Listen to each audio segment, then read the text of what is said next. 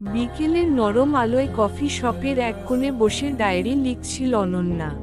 হঠাৎ টেবিলের ওপর একটা ছায়া পড়তেই সে চোখ তুলল। হাতে এক কাপ ধোয়া ওঠা কফি নিয়ে দাঁড়িয়ে আছে নীল। চশমার ফাঁক দিয়ে একটু ইতস্তত করে সে বলল, আসলে পুরো ক্যাফেতে আর কোনো টেবিল খালি নেই। আমি কি এখানে বসতে পারি? অনন্যা মৃদু হেসে মাথা নাড়ল।